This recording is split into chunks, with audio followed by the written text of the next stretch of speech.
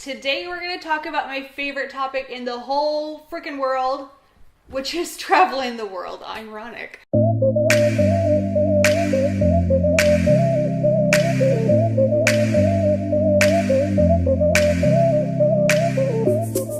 So when it comes to travel, I used to think travel was so crazy expensive. I used to think that you had to have either a ton of money or you have to credit card hack in order to find really good deals. And what I found is that's not actually the case. So I'm going to share with you my top 4 destinations that I believe are truly budget friendly or can be. And then I will share with you where to go to actually find these cheap destinations. How do you get those good deals? So my first destination recommendation is Italy. I freaking love Italy. I've been there twice now. I've been to Venice twice. I've been to Rome. I explored the Tuscan region where I did a wine tasting tour and saw the gorgeous green rolling hills. It was stunning. And I also went to Cinque Terre, which is the 5 fishing villages. It's a UNESCO World Heritage Site, so it's super, super pretty. Lots of good hiking, lots of good seafood, and just an incredible chill way of life. Italy is amazing. And I used to think that Italy was one of those dream trips you can only go to once in your lifetime because that's all you could afford. And what I actually found is it's so reasonably priced, especially once you get there too, unless you're in Venice, but I'll get to that in just a second.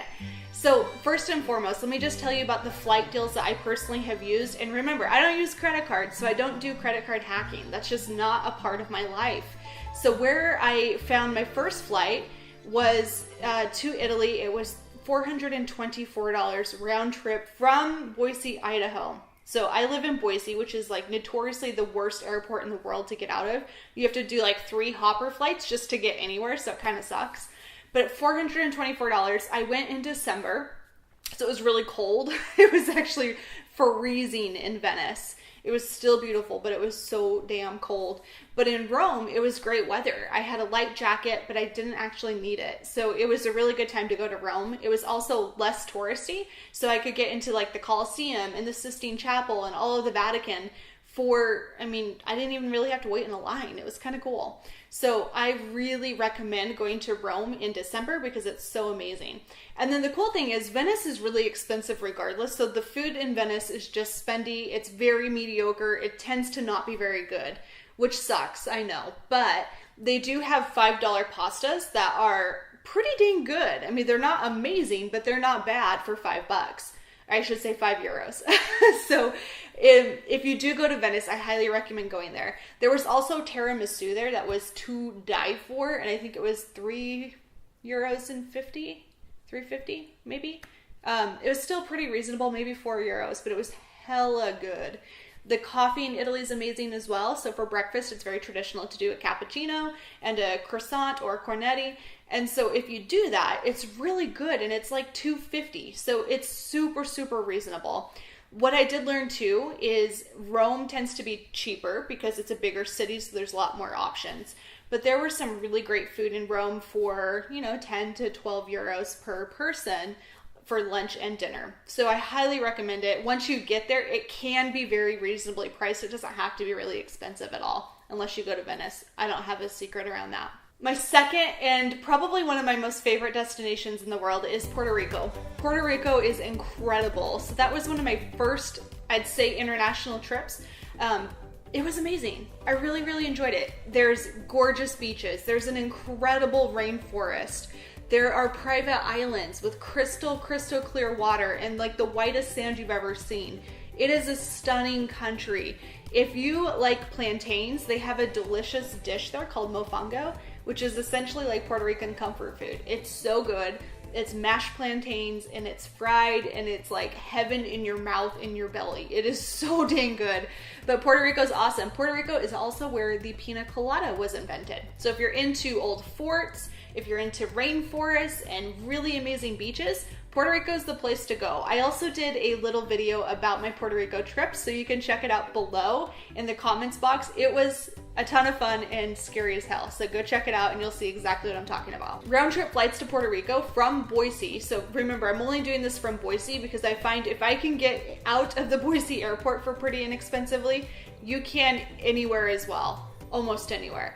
So round trip flights from Boise to Puerto Rico, which San Juan is the capital, that's where you'd be flying in, $269 almost always. So no excuses, $269. I've paid more to get to LA. So I promise it's worth it, and it's such an incredible place. Oh, and you have to go explore Old San Juan. It's all these gorgeous, colorful streets, and it's just, it melts my heart. I really, truly love Puerto Rico. I think it's such a cool place. The next destination that you wouldn't necessarily think is inexpensive, but can actually be very, very frugal, is Paris. I was shocked by this too. So I went to Paris over Thanksgiving with my family, and when I went there, it was like a family vacation. My mom's a single mom. There's 6 kids in my family. We don't get to travel very often, not anywhere like super cool. So when we went to Paris, we were shocked because our flights were $424, I believe, round trip again from Boise over Thanksgiving. It was amazing. So we did Paris. We spent a few days there exploring the Louvre and the Eiffel Tower. I don't necessarily think I recommend the Eiffel Tower. It's cool to see at least once, but I don't know if it's like one you have to see over and over again.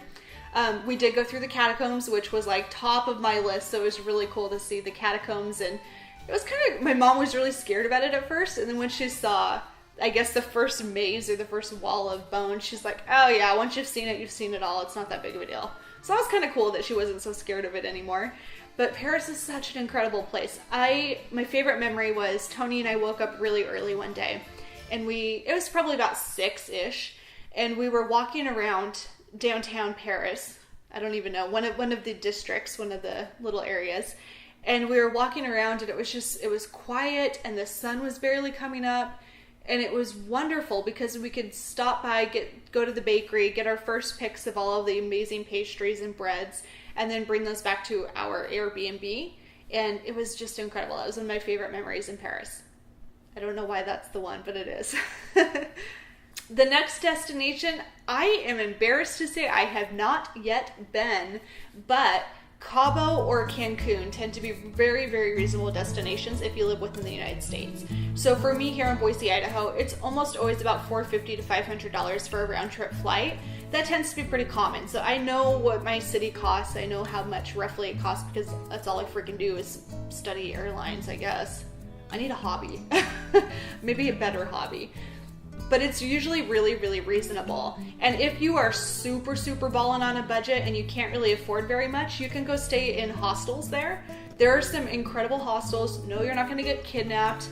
They are really amazing places for super cheap, like $10 to $12 per night. So if you are trying to go for like less than $700, Cabo or Cancun can both be a really great option. Just make sure you do your homework on the hostels to make sure that you're in a good location. Okay, so now you're like, yes, Whitney, tell me how you find all these cheap flights. I don't know if I've actually done a video about this yet, but let's dive into it.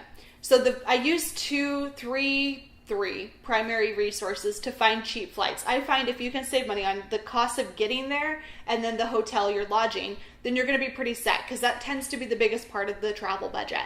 So when it comes to flights, I use google.com/flights. And what I will sometimes do is sometimes it's really expensive to fly out of Boise, as I mentioned. So I will do hopper flights. So I know that Salt Lake, Portland, Seattle, LA, Vegas tend to be pretty cheap to get out of. So if I can get a flight from Vegas to Europe, I'm doing pretty good. And then I can get a round trip flight from Boise to Vegas to kind of compensate. So we call that flight hopping. That tends to be pretty good. So you can find some really great deals there if you can't find one directly from your city. The second resource that I like to use is Momondo. Momondo is one that I discovered through the third secret I'll tell you guys about. But what it is basically it's like an additional flight saver. So it scours the internet and finds whatever dates you find on Google Flights that are really cheap. If you go to Momondo, it'll usually save you between $10 and $100 depending on the flight. So it can still save you a little bit extra. And so I highly recommend finding your dates on Google Flights and then going over to Momondo and booking it through there. And then my third resource, this is like my best kept secret that I talk about all the time, so it's probably not really quite a secret anymore, is Scott's Cheap Flights. Scott is a rock star. I interviewed him on my podcast, also linked in the comments box below. It was really cool to hear his story of how he started his business. But what Scott's Cheap Flights does is he basically goes through Google Flights essentially all day long. I presume he's got a system or a computer system that does this now. But he used to sit in Starbucks and just search for flights and then send those out to people when he found really good deals. So the cool thing about that is it does the work for you, so you don't have to sit there and be at work on your computer looking for flights all day long and maybe getting in trouble by your boss. It's a really cool resource. It's free or it's paid, just depends. I personally do the paid version. It's $40 per year. And honestly, if you book one flight, you've paid it off big time. So totally worth it. But I don't just rely on Scott's and I don't just rely on Google Flights. I do both a little bit separately.